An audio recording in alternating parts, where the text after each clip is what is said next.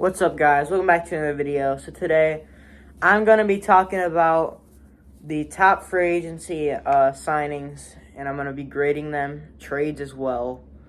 So I'm going to start with the AFC, and we're going to work our way to the NFC. Keep in mind, these are just the major moves. The minor moves, we're not going to be talking about. So, yeah. So the first thing we're going to look at is going to be the Deshaun Watson trade from the AFC side.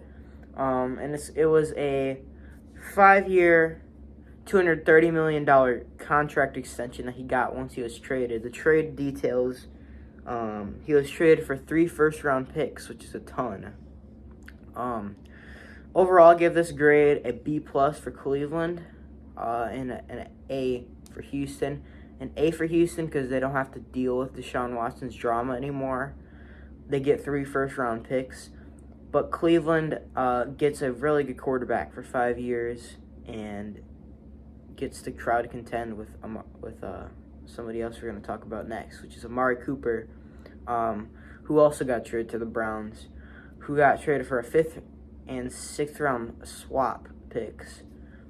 I'll give A for both because the Dallas Cowboys were going to release him until they found a trade partner, which is the Cleveland Browns. And when they decided to do it, they got picks that they wouldn't have got in the first place, while Cleveland got a really good deal. A really good receiver for 2 late-round picks is a really good deal. The next one is probably the most shocking move of the entire offseason, which was the Tyreek Hill trade to the Miami Dolphins. And he got traded for 5 picks. A first, a second, a 4th, and 2 6th-round picks. I'll give a B+ for Miami because they did have to give up a fair amount. People are acting like it's not very much because it is. It is a pretty big deal.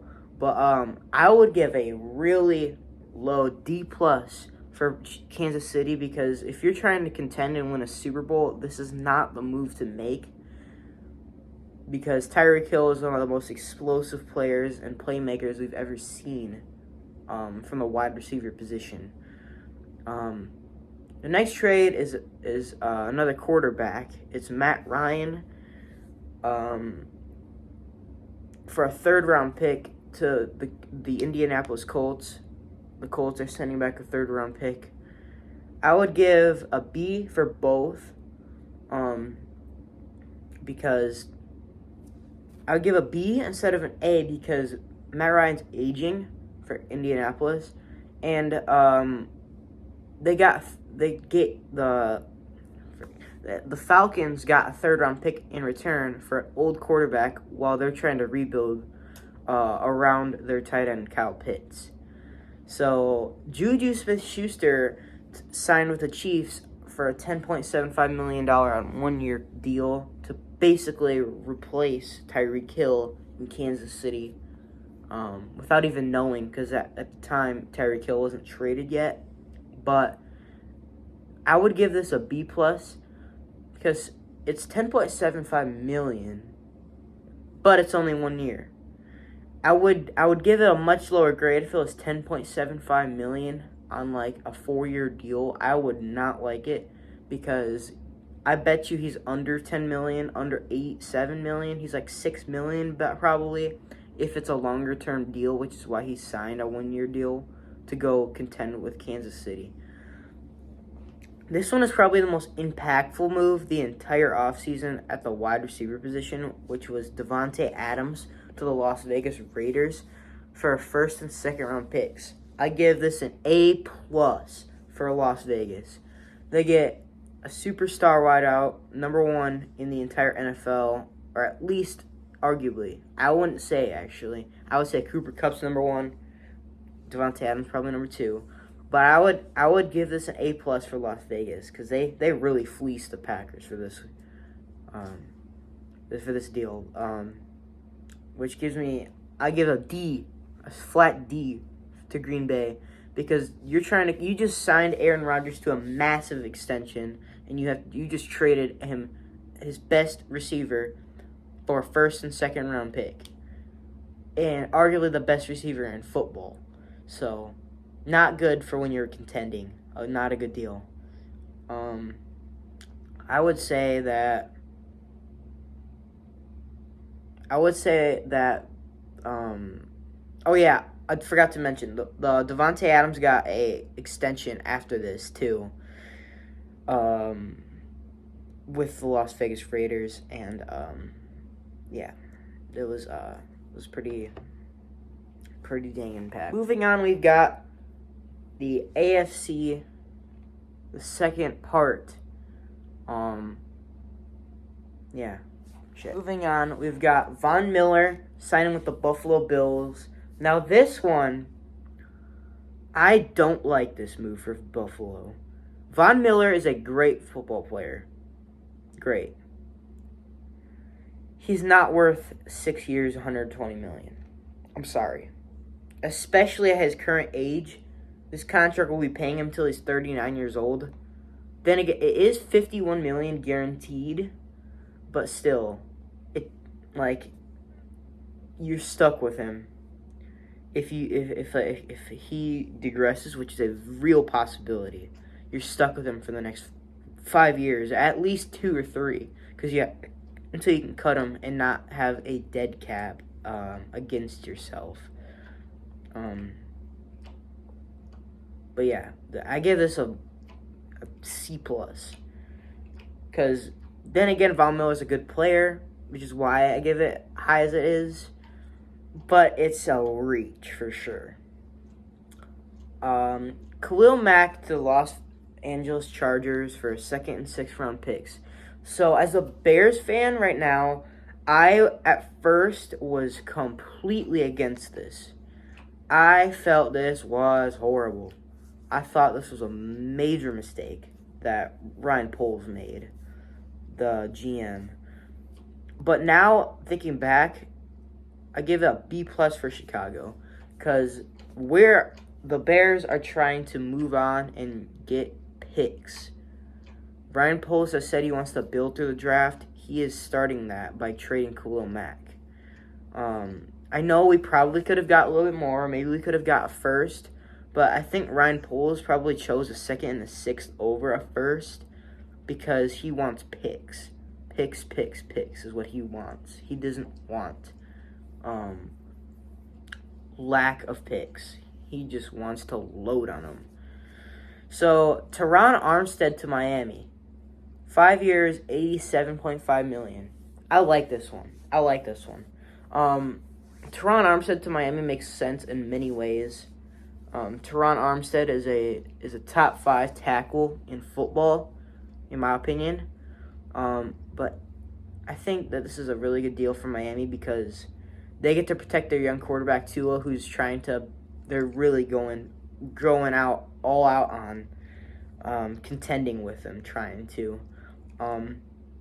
So I would give this one a really solid B+. It's not an A because it was maybe a little bit of an overpay, but I'm not even sure if that's true or not, because it was a pretty decent deal for Miami. Now we're going to be moving on to the NFC. Look, most of the main deals happened in the AFC, so don't get mad at me for only having a couple of the NFC deals. And plus, a lot of the AFC, NFC deals, I put just on the AFC just to save myself and you guys some time. Like Khalil Mack trade, NFC to AFC example, I just put in the AFC. And for NFC, I'll just do probably the free agent signings or the trades that were just NFC to NFC. Actually, there's one. All right, I messed up on one. But it doesn't matter because it's the player is going to an NFC team. So Carson Wentz getting traded for a second round pick to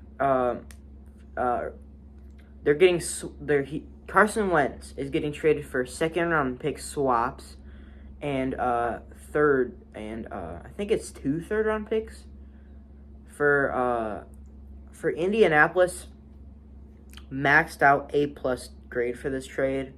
Getting some decent really good day two picks for a quarterback that has not proved himself the last 2 years is a good thing, because they just got Matt Ryan for just a 3rd-round pick when they traded Carson Wentz for a 2nd-round swap and 2/3.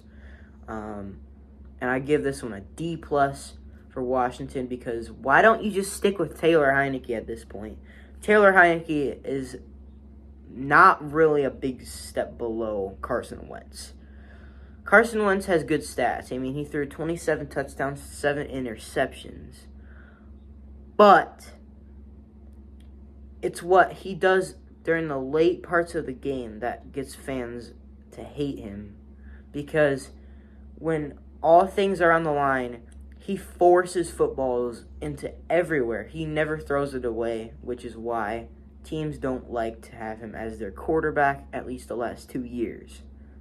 So the next one is Bobby Wagner. This one hit just yesterday. 5-year, $50 million guaranteed. I'll give it A-.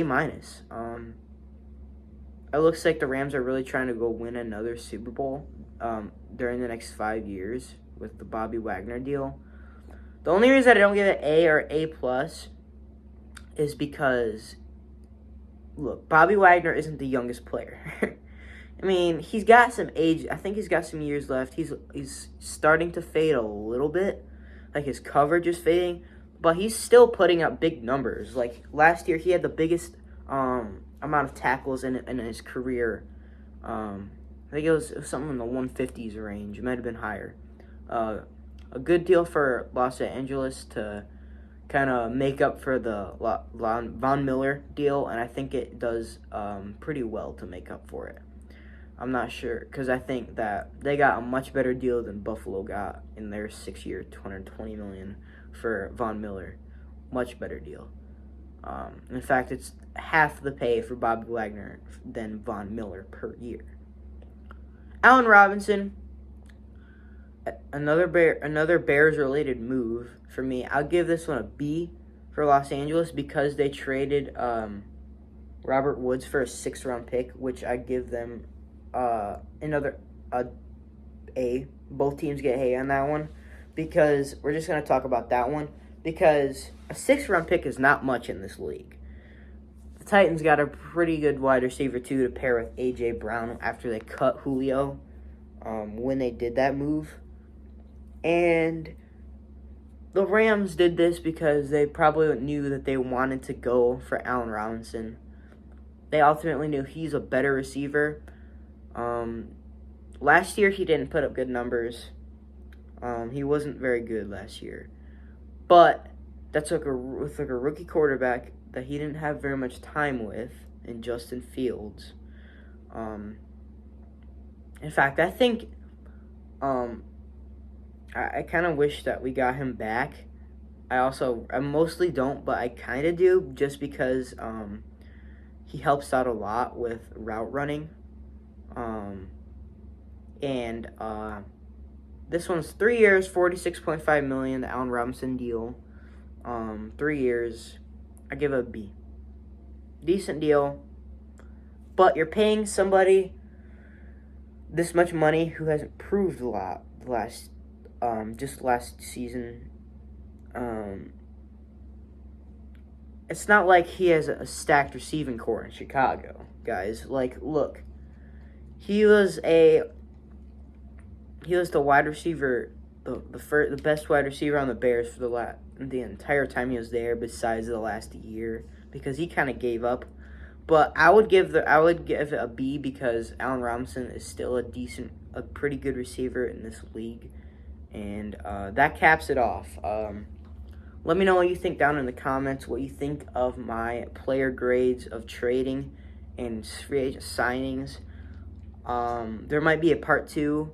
There might be a mock draft coming up pretty soon. So after I do that, I just gotta say, see you guys in the next one, and peace.